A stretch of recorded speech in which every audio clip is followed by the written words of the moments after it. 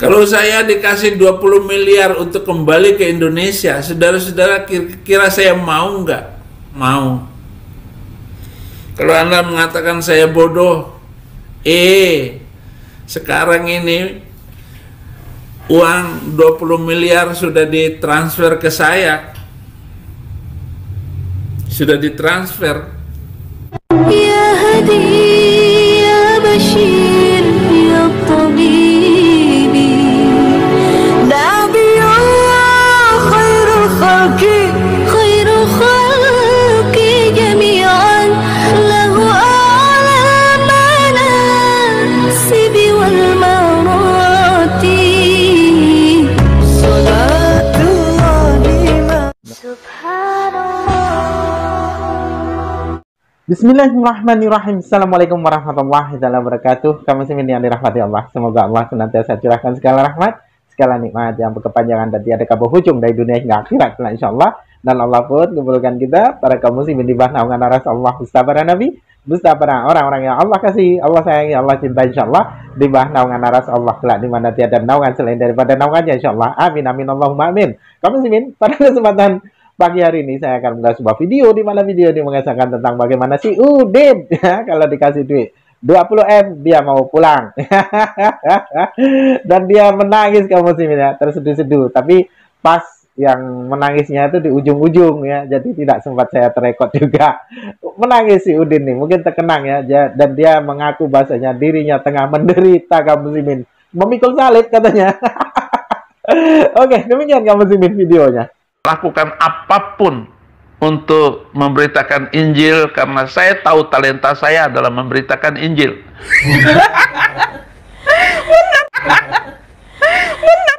Bukan potong rambut orang, bukan tukang salon, bukan tukang kayu. Saya harus memberitakannya dengan sebaik-baiknya, dengan kemampuan dan talenta yang Tuhan beri kepada saya. Pengen muntah. Maka saya berkembang terus. Saya tidak pernah mundur sedikit pun. Mungkin inilah maksudnya. Bahkan saya dibawa masuk ke dalam penjara untuk talenta yang saya miliki, untuk hal yang membuat saya harus masuk penjara. Saya agar menjadi sahabatnya Tuhan.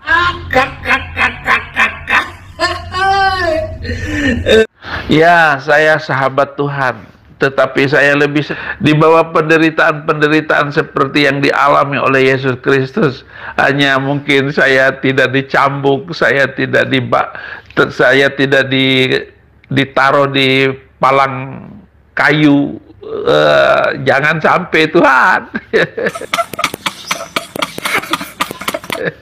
Jadi saudara-saudara harus melepaskan diri dari harta kekayaan. Jadi untuk menjadi murid Kristus itu harus menderita terus ya Tuhan. Pada saat ini kami lapar, haus, telanjang, dipukul dan hidup mengembara. Menderita itu harus. Ketika saya di penjara kedua, saya masuk dan saya disuruh jalan jongkok, kemudian saya dijemur selama 3 jam, kemudian terakhir saya digundulin oleh senior di penjara itu. Ternyata mereka kan tahu semua saya akan masuk ke penjara itu dan saya akan disiksa sama mereka. Lalu diambillah rambut saya itu, kemudian dijambak dan jidat saya diadu dengan dengkul dia. Jadi dijedotin ke kepala saya, ke dengkulnya. Ya tentu saja saudara, saya pusing dan muter-muter 7 keliling. Saya dikatakan, kamu yang menistakan nabi saya, kenapa kamu menghina nabi saya, katanya, sambil matanya mendelik kepada saya. Nah, setelah saya digundulin, mereka bilang begini, kamu tidak boleh masuk kamar dulu, kamu harus masuk ke pengenalan lingkungan dulu. Nah, maksudnya masuk selti. Selti itu seltikus.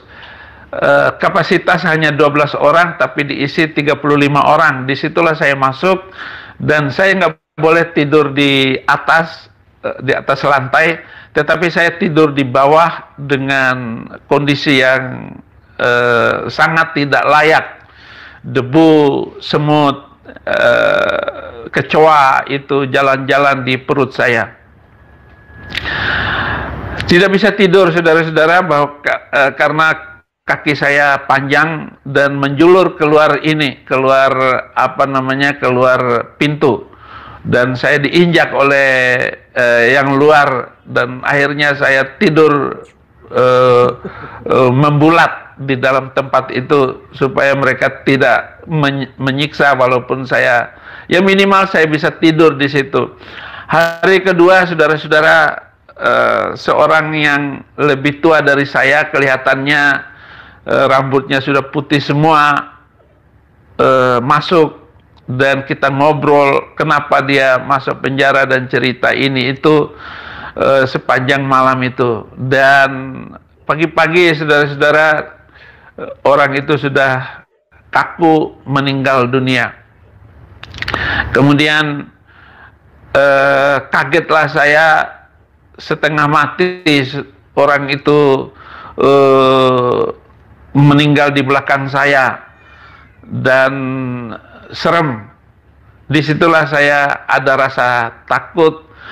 Saya bilang kepada Tuhan Yesus, Tuhan, jangan matikan saya seperti Paulus 2000 tahun yang lalu. Saya bangga disebut dan dijuluki Paulus akhir zaman, tapi janganlah matikan saya di penjara ini. Hanya saya dengar itu ada Christian Prince, dan dia beberapa kali menyebut-nyebut nama saya di dalam YouTube-nya, bahwa saya Saifuddin Ibrahim dipenjarakan karena Injil, katanya. Ya, gembira-gembira jugalah saya. Kalau saya dikasih 20 miliar untuk kembali ke Indonesia, saudara-saudara, kira saya mau nggak? Mau. Kalau Anda mengatakan saya bodoh, sekarang ini uang 20 miliar sudah ditransfer ke saya. Sudah ditransfer. Nggak bisa diambil lagi. Dikunci sama polisi. Gigit jari. Yang penting saya sudah ketangkap, sudah masuk penjara. Nggak bisa, saudara-saudara. Permainan polisi itu tingkat tinggi. Apa gunanya saya menyerahkan diri di bawah polisi? Walaupun dia jenderal sekalipun, apa bangganya? Sama-sama manusia. Mau hakim, mau jaksa. Hakim yang mulia. Mulia apanya hakim Indonesia? Nggak ada mulianya sama sekali. Karena mereka menghina roh hidupnya. Oleh darah anak domba, oleh kesaksian kita. Batu yang mahal. Jadi Yesus itu batu penjuru, sebuah batu yang terpilih, sebuah batu penjuru yang mahal. Dan siapa yang percaya kepadanya tidak akan dipermalukan. Percaya kepada Yesus Kristus, saya tidak pernah dipermalukan. Lu hina, lu apa, enggak pernah. Saya tidak akan dipermalukan. Percaya saja. Saifuddin Ibrahim. Ya Abi, tenang-tenang ya di Amerika. Ingat, jangan pulang. Setuju, yes, walaupun nggak berani ngomong. Ini menyedihkan. Nggak sakit? Sakitnya di situ nggak? Yang jelas sekali menyakiti. Sakitnya tuh di sini, di dalam hatiku. Dan semoga kamu lihat ini salib ini ada jin kafir, kata kamu, ha? Kafir itu kaya firman. Jadi saya kaya dengan firman karena salib ini. Karena salibmu ku menang, karena salibmu ku gelok. Ya, wah,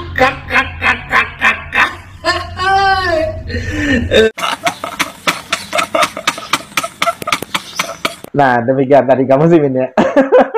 Ya si mana si Udin mengaku memikul salib. Jadi blunder. Dikasih duit katanya tidak mau, tapi kadang bilangnya juga mau ya. Jadi pengikut Yesus itu mesti menderita, tapi ngeluh aja, curhat. Menderita curhat terus. Katanya harus menderita ya. Kalau sudah harus ya sudah ya kan. Nah, begitu dia katanya ya. Menjadi seorang apa ya yang dikasih karunia talenta memberitakan Injil yang mana yang diberitakan. Sedangkan di dalam Bible itu tidak pernah ada Injil ya. Karena apa? Segala firman, kata Yesus, segala firman yang telah engkau berikan kepadaku telah aku sampaikan kepada mereka ya. Nah, Injilnya itu yang mana? Firman yang disampaikan oleh Yesus pada mereka ya, pada kaumnya yakni Bani Israel itu yang mana coba? Menurut Bible tuh. Tidak ada satupun kalimat yang terlontar dari lesan Yesus itu menurut Bible ya. Tidak ada terlontar kalimat-kalimat Tuhan. Kalau dianalisa, dibaca seluruhnya perjanjian baru itu tidak ada ya. Bahwasanya Yesus itu menyampaikan Allah berkata atau Bapa berkata atau Yahweh berkata, tidak ada. Tapi semuanya hanya berdasarkan mulut Yesus. Lalu dia berkata, maksudnya Yesus berkata, lalu Yesus berkata, hanya begitu saja, berkata begini. Itu bukan firman Tuhan, gitu ya. Masa ia mengutuk pohon ara firman Tuhan, ya, memerintahkan mengambil keledai punya orang, ya, mencuri keledai itu juga firman Tuhan? Tak mungkin, bukan. Jadi tidak ada, ya. Jangankan firman Tuhan ya, dari 18%, dari 100% itu hanya 18% saja yang ada di dalam perjanjian baru ini perkataan Yesus, dan itu pun ya perkataan-perkataan yang bukan pewahyuan ya, bukan perkataan dari Allah yang disampaikan oleh Yesus, tidak, melainkan perkataan-perkataan Yesus yang dimana Yesus itu kadang marah, membuat anggur, segala macam tuh, cerita perjalanan kehidupan Yesus saja gitu ya. Jadi kalau segala firman yang telah kau berikan kepadaku maka telah ku sampaikan kepada mereka dan mereka percaya dari bahwasanya aku datang daripadamu. Nah, firmannya yang disampaikan itu yang mana? Dan dia keliling ya, door to door. Keliling itu memberitakan Injil kerajaan surga itu. Injilnya yang mana gitu loh ya, memberitakan Injilnya yang mana, tidak ada kamu Simin. Jadi ya itulah blunder ya, di dalam kekristenan itu blunder. Oke, demikian saja kamu Simin yang dapat saya sampaikan. Saya Rudi Sani, wassalamualaikum warahmatullahi wabarakatuh. Ya Hadi ya Bashir ya Tabibi Nabi Allah khairul khalqi